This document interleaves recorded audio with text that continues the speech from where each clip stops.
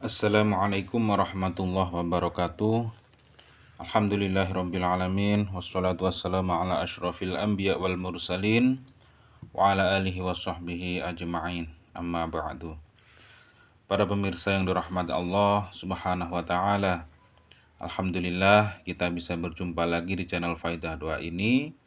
Semoga perjumpaan kita kali ini bisa menambah ketakwaan kita kepada Allah subhanahu wa ta'ala, menambah keimanan kita, menambah kebaikan-kebaikan kita pada sesama, sehingga apa yang kita wajibkan di dalam hidup ini, yaitu hablum minan nas dan hablum minallah, bisa terwujud di dalam hidup ini. Dan semoga dengan adanya channel ini, para pemirsa semuanya bisa mengambil manfaat atas apa yang sudah kami sampaikan. Dan apapun hajatnya, apapun keinginannya, semoga Allah Subhanahu wa ta'ala secepatnya mengijabah hajat-hajat kita, segera mewujudkan apa yang kita inginkan. Amin ya rabbal alamin.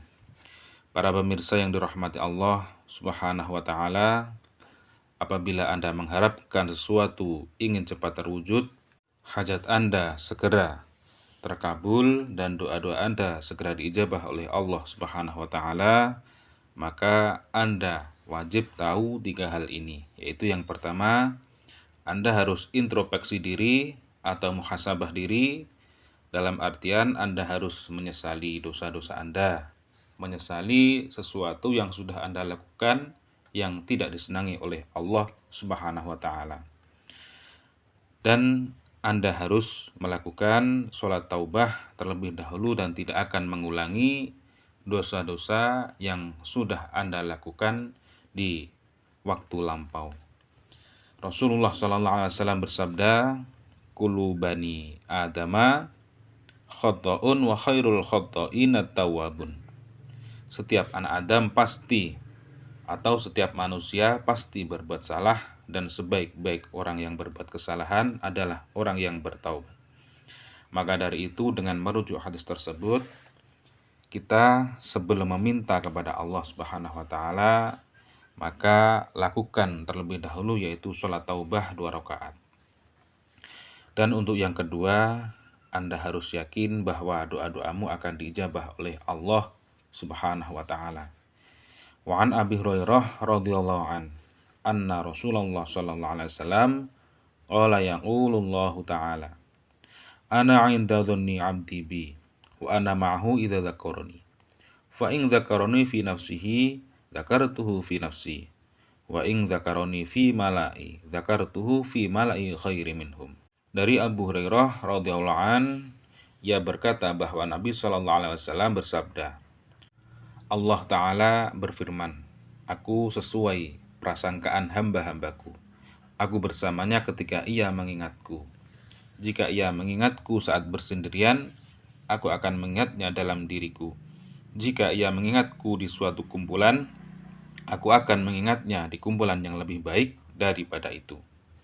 Jadi dengan hadis tersebut kita bisa menyimpulkan bahwasannya kita harus yakin ketika kita berdoa pasti akan diijabah oleh Allah Subhanahu wa ta'ala. Ud'uni astajib lakum. Berdoalah kepadaku, niscaya akan aku kabulkan doa-doamu. Dan untuk yang nomor 3, yaitu Anda harus husnudzon pada Allah Subhanahu wa ta'ala. Dalam artian ketika doa-doamu tidak sesuai waktu yang Anda harapkan, Anda harus berpikir, Anda harus berhusnudzon bahwa keputusan Allah Subhanahu wa ta'ala adalah keputusan yang terbaik bagi Anda. Misalkan Anda menjual tanah atau rumah, dan Anda mengharapkan laku di bulan Agustus, dan kemudian Allah Subhanahu wa ta'ala mengijabah tanah atau rumah Anda laku di bulan Desember, maka itulah yang terbaik buat Anda.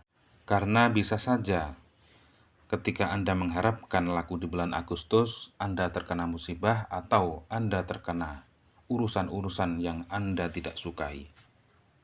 Jadi di dalam berdoa, husnudzon atau berprasangka baik kepada Allah Subhanahu wa ta'ala itu sangatlah penting, supaya kita mempunyai adab atau mempunyai tata krama di dalam berdoa, karena kita adalah seorang hamba dan Allah Subhanahu wa taala adalah maha segala-galanya dan maha menghendaki sesuatu yang terjadi. Semoga dengan kita melakukan 3 hal tersebut, yaitu adab dalam berdoa, semoga Allah secepatnya mengijabah doa-doa kita. Amin ya rabbal alamin. Para pemirsa yang dirahmati Allah Subhanahu wa taala, pada kesempatan kali ini kami akan membagikan sebuah amalan, yaitu amalan sholat hajat khusus, yaitu yang dinamakan sholat hajat li alfi hajatin.